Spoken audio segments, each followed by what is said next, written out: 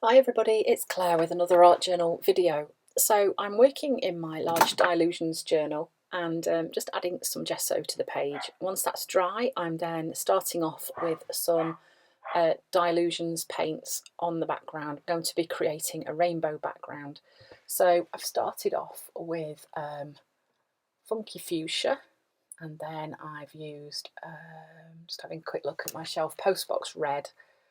And I'm just blending these together. So where the colours join, I'm just using a slightly damp brush and just brushing over where those colours meet. Then I've used Pure Sunshine, and then it will be Lemon Zest. Sorry about the dog barking again, if you can hear that in the background, I do apologise.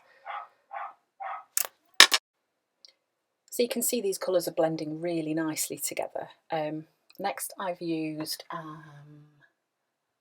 think it's cut grass. Actually, no, it's not. It's fresh lime, beg your pardon. And then London blue.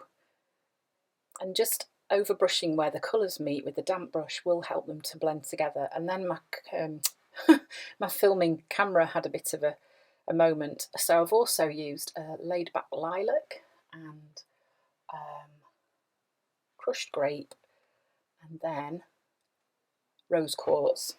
So that's created a really vibrant background. So then I'm going to go in with a stencil and use black through this stencil, so there's a real contrast between the bright colours and the black through the stencil. So this stencil was from the Stencil Girl Club, and it was from November, and it was from the Mary Beth Shaw and Seth Apter collaboration. I love the patterns and shapes in this. So you don't have to use this stencil, any big stencil will do that's got large spaces in it, because what I'm going to do is go in and do some doodling on the spaces once I've stenciled them through and they're all dry. So I am using black gesso here. This is just because I've got no black paint at the minute, and I just figure I quite like the fact that the gesso goes matte, so might just use what you've got.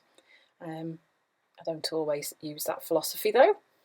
Sometimes you've just got to buy more stuff. So yeah, I've got some Christmas money still to spend, so that's quite exciting. So yeah, just stenciling through, just not having too much paint on the sponge and just pouncing up and down. That's a great way to do the stenciling, especially in these areas where you can see where there's finer detail. I am going to be leaving a border around the edge as well. So just being careful not to move it too much while I'm still stenciling, although it doesn't really matter that much.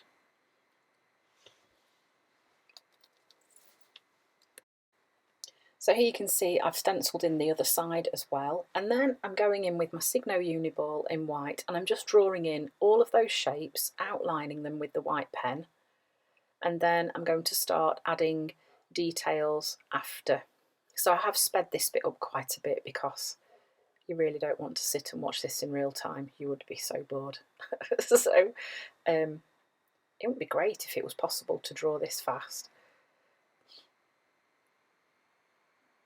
So then I'm using a mixture of other Posca pens, different widths and thicknesses, just to get different details on these shapes, and doing dots and stripes, circles with lines in, just any pattern you can think of, just to break up those black areas. And then I'm also using a stencil, so I've placed the original stencil back on and then another stencil over the top, so that I am then stenciling into the spaces and not overlapping too much. So that's quite a fun way to do it. You could also do that with stamping as well.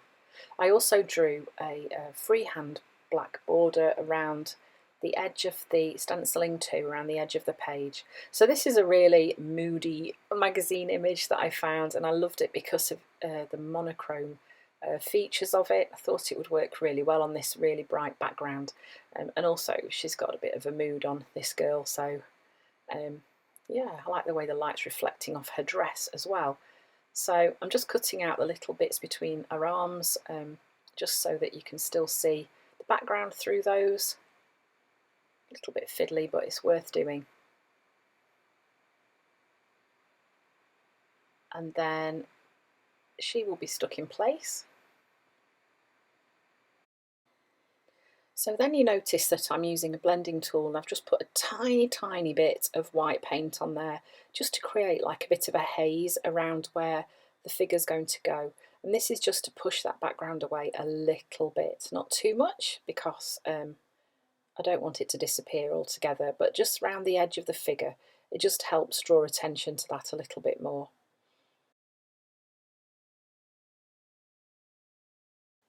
And then she is stuck in place. So I've just used a glue stick to stick her down. And then just making sure all the little edges and flaps are all down properly.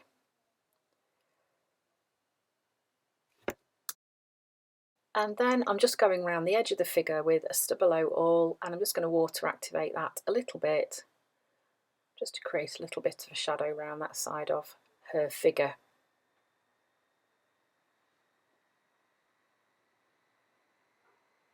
Right, now don't be cross with me.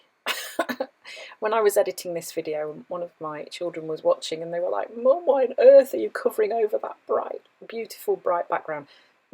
Sometimes you've just got to. I wanted a speech bubble on here, so that's what I'm doing. And yeah, I am like, why on earth did I get rid of that lovely colourful background? But that's okay. So again, this is black gesso. It's lovely because it dries very matte. So then once it was dry, I'm just going around with my Signo Uniball, some sketchy lines, and then I'm going to write my words in the middle using a white Posca pen. I don't think I drew this in pencil first. I just kind of, like there, just kind of mapped out really whether it was going to fit, and then just in my own handwriting just filled in this quote.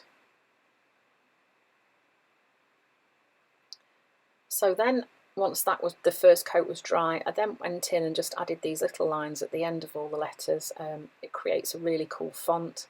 I think just to have fun with your writing when you're doing art journal pages. Don't be afraid to try different things. Sometimes I draw guidelines when I do my writing, sometimes I don't. Sometimes it works and sometimes it doesn't. I think you just play and have some fun. And don't be afraid if it does go wrong. Usually things can be fixed. I mean, if this had gone wrong, worst case, I could have painted back over with the black gesso and tried again. So yeah, just adding those little lines on the end of all the letters, it really does create quite a cool font. So I really like how that looks.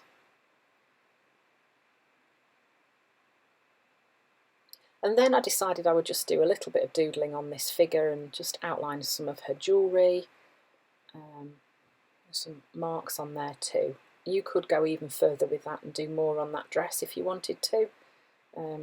Pink cheeks, because why not? And there we go, that's it. Super bright, colourful page with quite an impactful image and playing with a speech bubble too. So thanks for watching, and I'll see you again soon.